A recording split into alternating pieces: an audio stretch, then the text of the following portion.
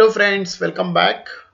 If you have watched my last month's income report video, I did mention about some problems that I have been going through about my latest niche blog. So if you have not yet watched that particular income report video, I suggest go ahead and check it out. So I'm just creating this video to explain the details that related to that particular micro niche blog, and also the specific steps where I faced some challenges and I ran into some problems, and then how I'm trying to overcome those things. So I thought if you are also part of a similar journey, maybe you can take some additional care and learn from my mistakes and basically save your time, and maybe you can make your journey smooth. That's the entire intention and objective of this particular video. So let me start with the details. So knowing that the content preparation and keyword analysis and all these things take good amount of time, I actually planned this particular micro niche blog almost 6 months well in advance. This is purely because of the experience that I had from my existing blog. I know that it takes good amount of time to do all the research and also to get quality content written. So knowing all these things, I actually planned well in advance, almost 6 months before I decided what niche it is supposed to be, and what is, I also registered my domain name and everything 6 months in advance. And then I did enough research to pick up, if not low competition, at least relatively low competition keywords and the topics associated with this particular micro niche. I listed on all those things, nearly almost 150 plus topics. Then I discarded about nearly 20-30. I kept about it 120 to 130 topics to get content written. And then, as I normally do, I went ahead and gave an advertisement for Intern to write content for this particular blog, and I got quite a few applications. Almost I filtered about, at least I screened about nearly 100 to 200 profiles and found one intern who has some capability and competency, though not at the best of the quality that I was expecting, but still I felt like she was groomable, and with some support she will be able to deliver. So went ahead and hired one intern. And I normally, what I do is, once I hire intern, first whenever initially when they write content, I do a thorough review and provide very detailed feedback. I did the same thing for this particular intern also. For first about 5 to 10 articles, there were so many, several um, uh, communication exchanges between me and intern. I used to give her feedback, and she was very accommodative. She used to basically make all those necessary changes, edits, and send back the article. After 3-4 iterations, I used to get the article to a reasonably satisfactory state. Then at later stage, almost after she delivered about 6 to 7 articles, then almost 1 or 2 iterations, she started delivering a decent quality content. So then what happened is, I got busy with some other activities, yeah, as I have some other commitments as well. So I did not do intensive review of the articles that my writer delivered after basically the initial set of articles.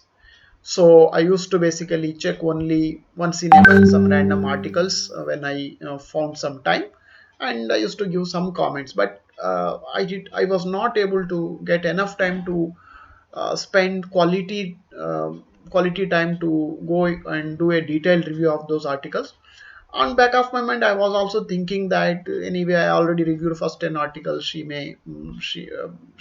must have been delivering high quality content. That was another assumption that was there on back of my mind. But more importantly, I was so busy on other things, so I couldn't take out quality time to review the content that intern was delivering. And in about 6 months of time, she delivered about 100 plus articles. And then time has come, so mostly interns will not stay more than 3-4 months, but she had enough, I think, on the free time to manage both her studies as well as the content writing internship. So she continued for 6 months. Then she said that she want to basically leave, as she need to focus more on her studies and all that, and I let her go. Then almost there was about nearly 120, 110 plus or nearly 120 article content was there. So I was preparing to launch the site. Then when I was actually preparing it and doing the final review of the articles, I had a shock of my life. So basically, almost 90% of articles were of not at the quality that I can go ahead and publish. At least not to the quality that I was expecting.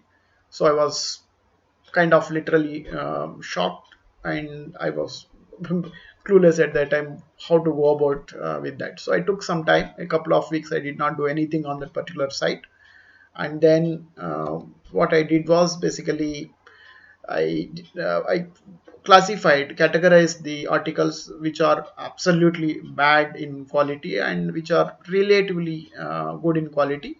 So most of the articles, almost 80% of the articles, I feel like, I think, not really worth with respect to quality to publish. So I picked up only a handful of about 20 articles to start with, and published and launched the site, because I wanted site to get indexed and then get crawled.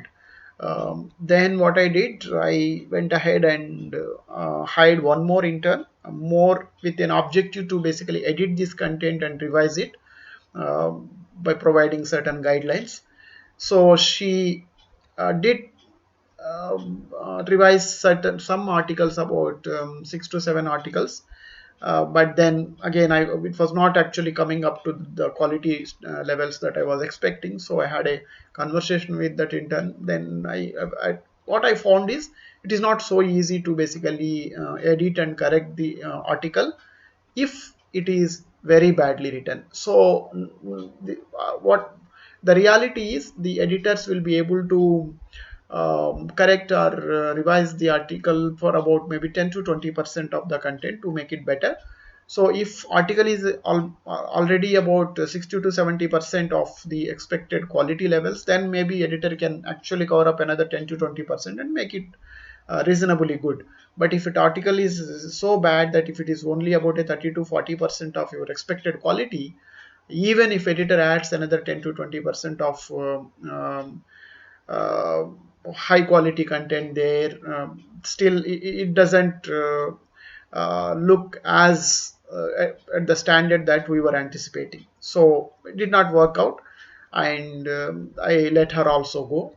So finally what happened is, what I decided was, if there is this editing and corrections are not going to work, so I hired one more intern, and I told her clearly the objective is, I have an article you need to rewrite. So almost I picked up 5 interns and gave them the sample assignments to do this particular job, and 4 of them actually not able to do, or they backed out. Finally, there was one intern. She was reasonably good, and she understood the objective, and she made an attempt to and delivered me a couple of articles. I was okay with that, not like exceptionally happy, or again the content was not at the level that I was expecting, but she was doing reasonably good job with respect to rewriting. So I hired her. So another problem what I observed is the level of details. One is the quality, other one is the quantity. Even the quantity was missing in most of the articles. Now I can't now enforce both those things. Then even this new content writer also may not be able to do. So what I told her is, don't worry about the quantity part for now. Just try to rewrite the content that is already there purely from the quality perspective. At a later stage, I will actually see if there is some more content that I need to add. So for now, she has been working for me for last 1 week, delivered about nearly 10 articles so far. I think reasonably good. So I'm thinking that I will continue with her for next maybe a couple of months and get most of the articles rewritten without worrying much about the depth or quality of the details. And then I will see what I can do. Basically, 2 lessons that I learned from this entire journey is, one is, if you can afford, if there is enough budget, go for the premium content writers. uh, if that is the topmost priority, as well as uh, best option that you should pick if you are looking for a high quality content. If you are very tight on budget, then you just cannot dilute the focus to review the content. You will have to review the content when, as and when you receive it, and give the comments, get it revised, and then keep it in a separate story or folder or somewhere, or put it into draft, whatever you want to do. But you will have to spend enough quality time to review the content if you are not able to spend enough money to get it from the premium content writers. If we don't do these two things, then there is a very possibility that we may get into problems. So the reason for making this particular video is to let you know, all of you know, how important the quality content quality is if you are planning to earn money through a niche blog. This is the heart. Two major things that you will have to take care to be successful in niche blogging. One is identifying those the untapped keywords or topics. Second thing is producing high quality superior content. If you fail on one of these, then it's going to be tough to really succeed in niche blogging. So that's intention.